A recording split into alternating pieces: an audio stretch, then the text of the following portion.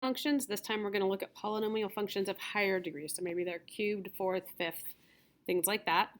So when we look through this, first thing, just a polynomial function of degree n means instead of like in quadratics, the highest thing was squared. This could be any number. Make sure you write them in going from largest to smallest exponent. N is going to be an integer, so it could be 5, 4, and then you're subtracting. The numbers in front, these a's, we call those our coefficients of the polynomial. The a of 0, this last one, is our constant. So we call it our constant coefficient. Could be called the constant term, something like that. The number a to the n, this one right here, this is called our leading coefficient. It's in front of the term with the largest exponent. So just some terminology that we need to know. So one of the things that you're going to be asked about is the ending behavior of a polynomial. So that's like what is happening to it as the graph continues on in the x direction to infinity and as x goes to negative infinity. Where's our graph going? What's our y value doing?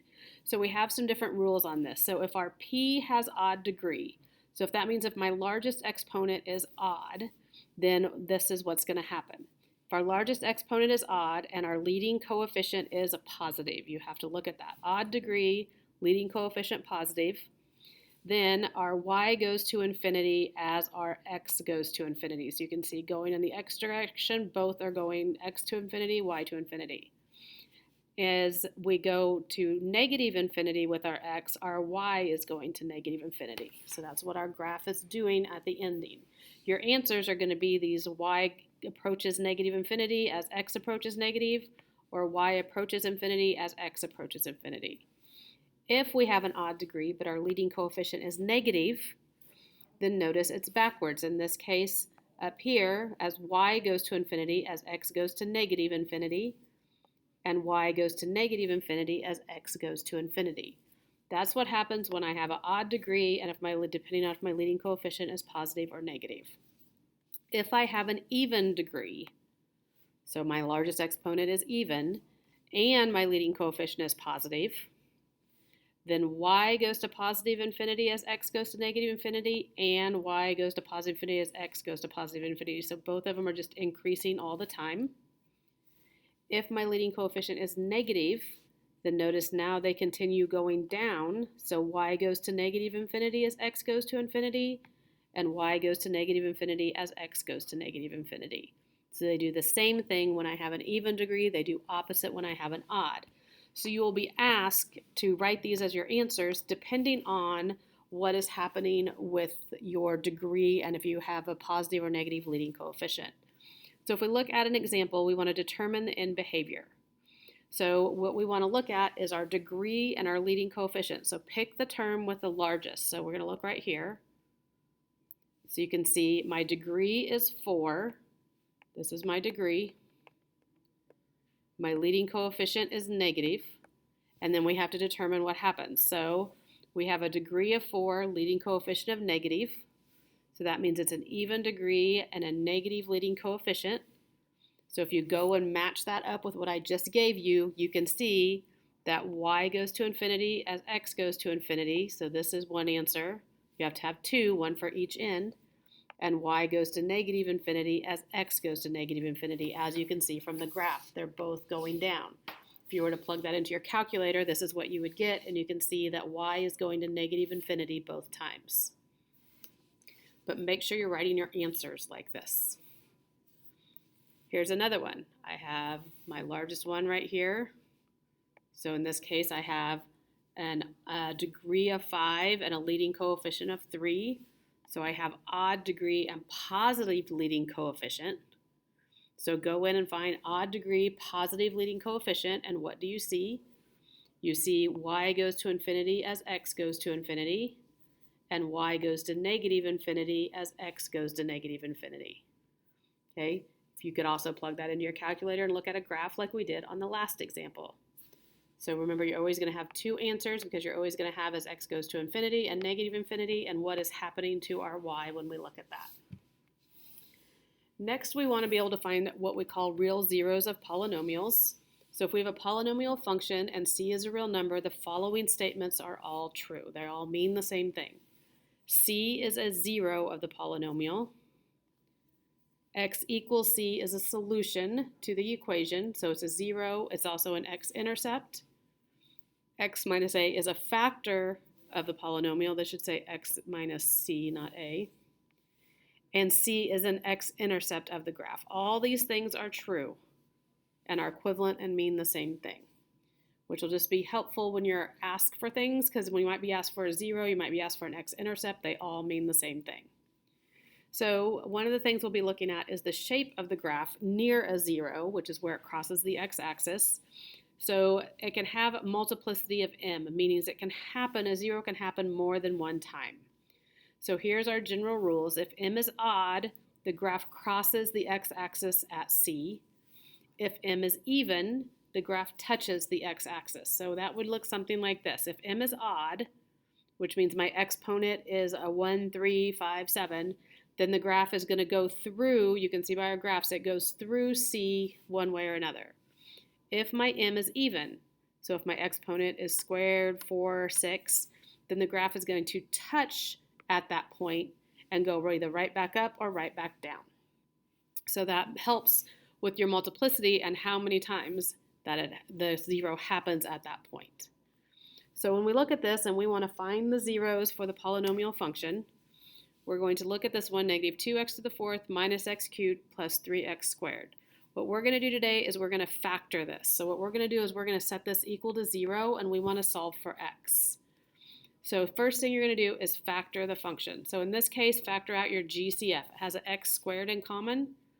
And because my first term is negative, I'm going to take out a negative x squared, and I'm left with 2x squared plus x minus 3. You then need to factor what's left in here. So I'm not walking you through the factoring. You can factor. We've learned how to factor. When you factor it, you get negative x squared, 2x plus 3, and x minus 1. Step 2 for finding the zeros, set each factor equal to 0. So I have 3 different factors right here. I'm going to set each of them equal to 0 and solve in each case. So in this first one over here, anything set equal to 0, well, that's going to mean that x is 0. This is going to give me x equals 0. Okay, so even multiplicity because it has a squared on it. If I solve my second one over here, subtract 3 and divide by 2, so I would get negative 3/2. So x is negative 3/2 has odd multiplicity because if I look up here in my factors, this is like having a 1 right here. That's what we're looking at for our multiplicity. Solve my last one, I would get x equals 1, odd multiplicity again because it just happens once. This one with my x equals 0 and I have a 2 right here, it has even multiplicity. What it means is it has multiplicity of 2, which means it occurs twice at 0. So we'll talk more about those as we go. So let's find the zeros for this one. Let's do the same thing. We're going to set it equal to 0. So we're going to set the function equal to 0, and I want to factor this one. Since this one has 4 terms, we're going to factor by grouping. Remember, you're going to group these together. So if I factor out in my first set, I'm going to take out the x squared. I'm left with x minus 4. My second one, a negative 25. Remember, when you factor by grouping, the x minus 4 is what needs to be the same. So I have x squared minus 25 and x minus 4. So here, you could set both of those equal to 0. So x squared is 25. But remember, when I take the square root of this, you have to put the plus or minus in front of it.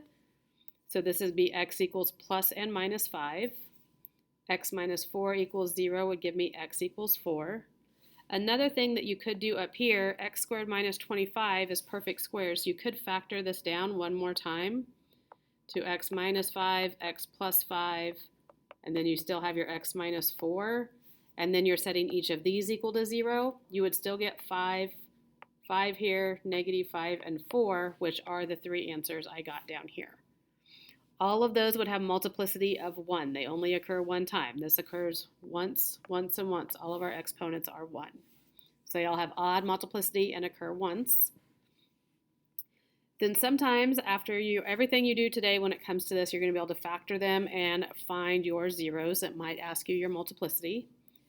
When we're writing formulas from a polynomial from a graph, you have to recognize the multiplicity. So you want to identify the x-intercepts of the graph to find the factors of our polynomial. So you'll look at the graph, find your x-intercepts.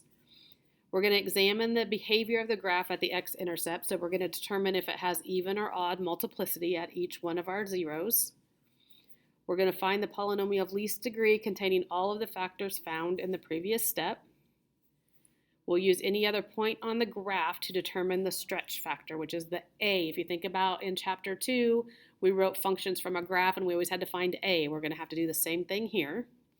So when we look at an example here, the first thing we want to do is recognize all of our x-intercepts. So I have one right here at -3, one right here at 2, and one right here at 5. So when we write our function, what we're doing is I know that x equals -3, I know x equals 2, and I know that x equals 5.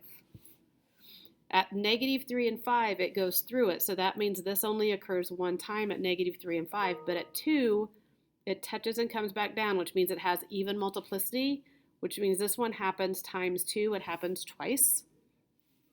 So when we write these, we have to write them in factors. So we're going to have y equals, just like we did in chapter 2, we're going to have this a right here. But instead of just putting -3, I have to put it in a factor, and it's going to be the opposite, because remember I had to get x equals -3. So I'm going to write it as x plus 3, because if I set that equal to 0, I get -3. 2 would become x minus 2, and it happens twice, so I need a squared on it. And then 5 would be x minus 5. So it's always the opposite sign of what you get off your graph. Now what we have to do is we have to figure out what a is. So to do that, we're going to find any other point. A lot of times the easiest point to use is the point on your y-axis right here, because this is the point 0, -2. So I'm going to plug this in for my x and my y in my equation over here. So instead of y, I'm going to put in -2. I don't know a. My x is going to be 0, so this is 0 plus 3, 0 minus 2 squared, and 0 minus 5, and we're just going to solve for a. So I still have -2, would have a. Here in parentheses I have 3. This would be -2 squared and -5. I'm writing out a lot of steps. You might not have to. So this is going to be 3. -2 squared is 4 times -5. So a, if we multiply all of these things together, I'm going to have 12 times our -5. So 12 times -5. My calculator, -60. And then to get a, I need to divide by -60. So my a is going to be, if I simplify, negative over negative is a positive, 2 over 60 is 1 over 30. So our final answer, finding an equation, is going to be y equals 1 over 30, x plus 3, x minus 2 squared, and x minus 5 is our final answer for this one. So let's look at another one. Again, we have to figure out our zeros. So I have one right here at -2.